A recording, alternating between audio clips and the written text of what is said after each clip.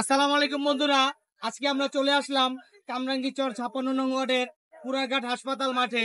এইখানে আমাদের জনপ্রিয় কাউন্সিলর 56 নং ওয়ার্ডের জনতার কাউন্সিলর হোসেন ভাই একটি বৃষ্টির জন্য নামাজের আয়োজন করেছে।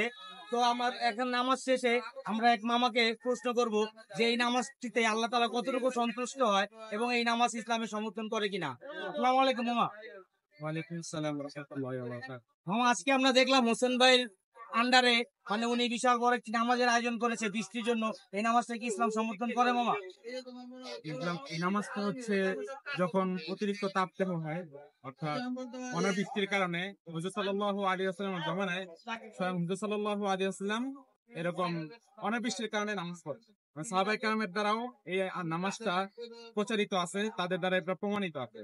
তো এই হিসাবে সুন্নত অনুযায়ী আমরাও এরকম আমাদের হাফিজ হুজুর মাদ্রাসা থেকে একজন সম্মানিত উস্তাদ আমাদের এই নামাজটা পড়াইছেন।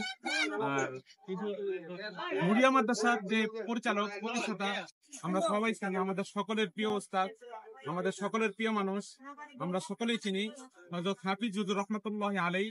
তিনি থাকা অবস্থায় তিনিও এরকম এই সালাতুল ইস্তিসকা নামাজ পড়ছেন। তো তিনি যখন নামাজ পড়ছেন তার দ্বারাও এরকম দেখা গেছে উনি নামাজ পড়ার সাথে সাথেই, দোয়া করার সাথে সাথেই এরকম ভাবে ঝপঝপে এরকম বৃষ্টি শুরু হয়েছে। তো এই নামাজটা সুন্নত তরিকায় আমরা পড়তে পারছি, আলহামদুলিল্লাহ। আল্লাহর কাছে দোয়া করছি, আশা করি আল্লাহ তাআলা বৃষ্টির ব্যবস্থা করবে। আলহামদুলিল্লাহ, মামার কথা শুনে খুব ভালো লাগলো।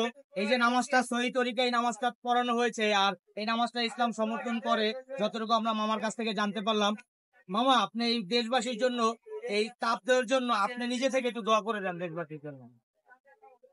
আমি আল্লাহ তাআলার কাছে দোয়া করি যে আল্লাহ তাআলা আমাদের সমস্ত গুনাহ খাতাগুলি মাফ করে আমাদের উপর রহমত বর্ষণ করুন এবং আমাদেরকে রহমতের বৃষ্টি দ্বারা, অবধারিত বৃষ্টি দ্বারা আমাদেরকে প্রশান্ত করুন এবং আল্লাহ তাআলা আমাদেরকে সুন্দর বৃষ্টি দ্বারা আমাদেরকে প্রশান্ত করুন। আলহামদুলিল্লাহ বন্ধুরা, আমার মামা দেশবাসীর জন্য দোয়া করে দিয়েছে।